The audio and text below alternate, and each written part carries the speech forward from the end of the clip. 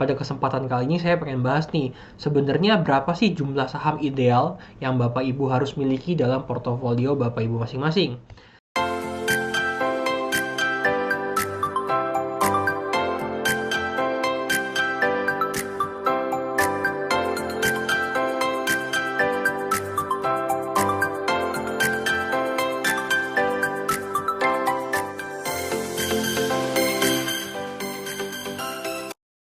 Halo, welcome back to RF Channel. Balik lagi bersama saya Adi Prasetya. Saya merupakan penulis dari buku Simple Trading, Simple Investing dan juga dari buku Yuk Nabung Seluruh Saham.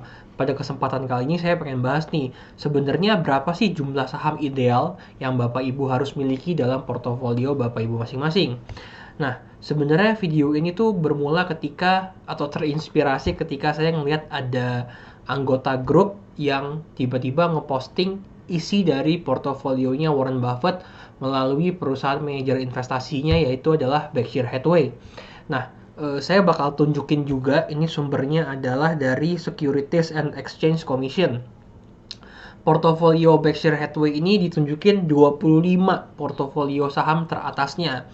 Itu bisa dibaca tuh Davita, Kraft, Liberty Series, American Express dan lain-lainnya. Ini bukan rekomendasi ya Bapak Ibu ya.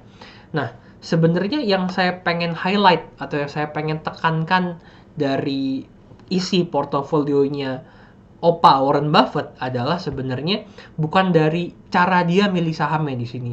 Mungkin di sini saya pengen nekenin itu lebih dari Bapak Ibu sadar gak sih kira-kira apa perbedaan isi portofolionya Warren Buffett dan isi portofolionya secara umum masyarakat Indonesia? Di mana sejauh yang saya tahu, biasanya portofolio orang Indonesia itu untuk investasinya paling isinya 1, 2, 3, mentok 5 saham di dalam portofolionya. Sedangkan kalau kita lihat Warren Buffett aja, tadi isi portofolionya itu 25 saham. Emang kita nggak bisa bandingin head to head karena dia perusahaan manajer investasi, emang. Tapi yang sebenarnya saya mau tekanin lagi adalah diversifikasi Bapak Ibu. Nah, sebenarnya bagi saya pun juga diversifikasi itu adalah sebuah kerendahan hati bagi seorang investor. Di mana investor tersebut bisa ngakuin bahwa, oh iya, saya nggak tahu nih masa depan.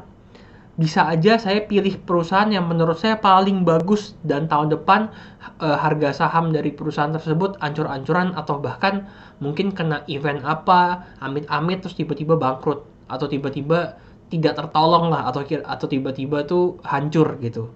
Kayak modelnya dulu inget gak dulu saham di Indonesia ya semuanya 4 huruf ya, A I S NIT gitu.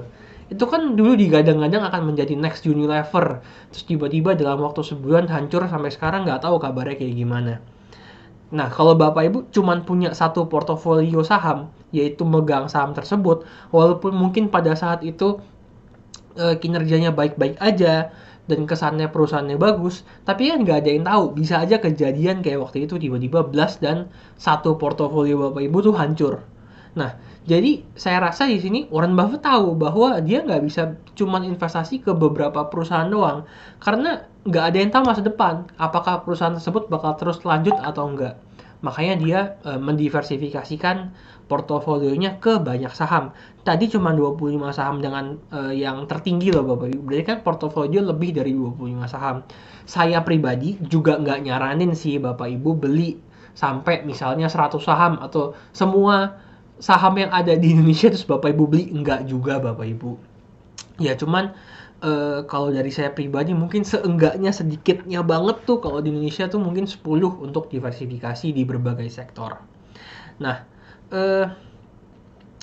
berikutnya juga yang saya pengen highlight kalau kita bisa ambil dari cara pemilihan sahamnya Warren Buffett selain diversifikasi itu juga adalah Bapak Ibu sebenarnya investasi itu bukan masalah tinggi-tinggian return. Kalau misalnya kita lihat even ke Warren Buffett, tujuan dia itu sebenarnya bukan untuk mencapai return sebesar-besarnya. Tujuan dari manajer investasi adalah mengalahkan kinerja indeks acuannya. Kalau di Amerika mungkin dia pengen ngalahin Dow Jones atau mungkin pengen ngalahin S&P 500. Nah, kalau di Indonesia sebenarnya dia manajer investasi Indonesia mungkin pengen ngalahinnya LQ45 atau seenggaknya bisa ngalahin IHSG Bapak Ibu. Ini juga menurut saya sebuah pola pikir yang masih banyak keliru di pasar Indonesia di mana tuh kesannya kalau investasi saham bisa dalam waktu semalam bisa bangun 1000 candi gitu, tiba-tiba kaya raya luar biasa. Ya sebenarnya ekspektasi yang realnya, yang realistisnya adalah kalau Bapak Ibu investasi langsung ke saham, tujuannya adalah bisa ngelebihin aja dari kinerja IHSG deh atau LQ45, which is kira-kira 12% setahun. Ya Bapak Ibu mungkin kalau investasi saham sendiri pengen 15% CAGR-nya dalam waktu 10 tahun, per tahunnya 15% itu masih masuk akal gitu ya, atau 20% lah, itu masih masuk akal gitu ketika IHSG performanya bagus. Tapi kalau pengen kayak sebulan 100% dan terus-menerus dari investasi saham, ya saya rasa pasar modal bukan sebuah instrumen yang tepat bagi Bapak Ibu sekalian. Mungkin demikian video saya pada kesempatan kali ini, semoga bermanfaat bagi Bapak Ibu sekalian. Sampai jumpa pada video selanjutnya. Thank you. Halo, terima kasih sudah menyaksikan video di RF Channel on YouTube. RF Channel adalah channel edukasi untuk kita secara bersama-sama belajar dan mendapatkan aktualisasi mengenai investasi, keuangan, dan bisnis bersama saya, Ryan Filbert, dan tim. Add nomor WhatsApp saya di 0895 07 08 0789 0895 07 08 0789. Download aplikasi MyRF di Android atau iOS untuk mendapatkan artikel dan tema-tema khusus mengenai edukasi investasi, keuangan, dan bisnis pada aplikasi MyRF sekarang juga. Setiap bulan, saya bersama dengan tim memiliki kelas mulai dari belajar trading dengan analisa teknikal yang strateginya bisa Anda terapkan pada seluruh market, mulai dari saham, forex, hingga cryptocurrency, atau kelas investasi saham bernama Fundamental Camp.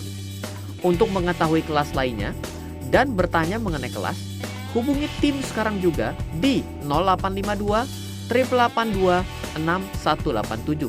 Sekali lagi, 0852 882 6187. Semoga terus bermanfaat. Dari saya Ryan Filbert, salam investasi untuk Indonesia.